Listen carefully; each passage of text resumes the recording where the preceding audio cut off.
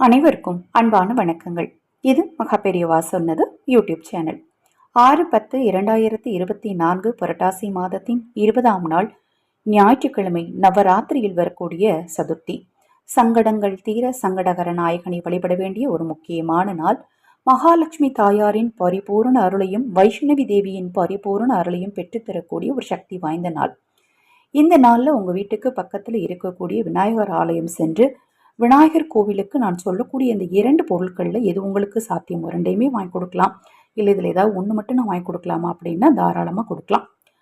போய் கொடுத்துட்டு ஒரே ஒரு தேங்காய் எண்ணெய் தீபம் ஏற்றி உங்கள் பேருக்கு அர்ச்சனை பண்ணிட்டு வாங்க.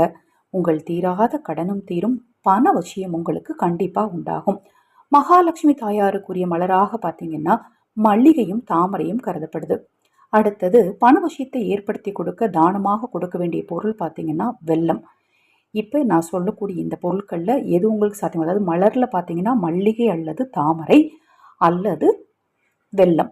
இல்லை நான் என்னால் 3மே முடியும் அப்படின்னா 3மே கூட வாங்கி கொடுக்கலாம், தவறே கிடையாது. ஆனால் தவறாமல் கோவிலில் குறிப்பாக முடிந்தால், அதுலேயும் பார்த்தீங்கன்னா நான் எல்லா விஷயத்துலையுமே உங்களுக்கு சொல்கிறேன், குறிப்பாக முடிந்தால் ராகு கால நேரத்தில் போய் தேங்காய் எண்ணெயை ஒரு அகல் விளக்கில் ஊற்றி தீபம் ஏற்றி சிதறு தேங்காய் உடைத்து உங்கள் பேருக்கு ஒரு அர்ச்சனை பண்ணிட்டு வாங்க.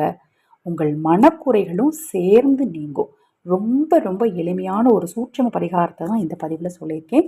இந்த பதிவில் உங்களுக்கு ஏதாவது சந்தேகம் இருந்தாலும், பூஜை பொருட்கள் தேவைப்பட்டாலும், உங்கள் தனிப்பட்ட பிரச்சனைகளுக்கு பிரத்யேகமாக பரிகாரங்கள் அல்லது ஆலோசனைகள் பெற விரும்பினாலும் 9366920042 இந்த வாட்ஸ்அப் எண்ணுக்கு தொடர்பு கொள்ளுங்க. ஹரஹர சங்கர ஜெய் ஜெய்சங்கர, ஹரஹர சங்கர ஜெய் ஜெய்சங்கர, மகா பெரியவா திருவடிப்பாதம் சரணம் சதனம்.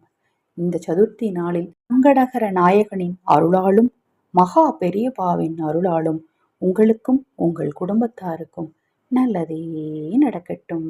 அனைவருக்கும் எனது அன்பு வணக்கங்கள்.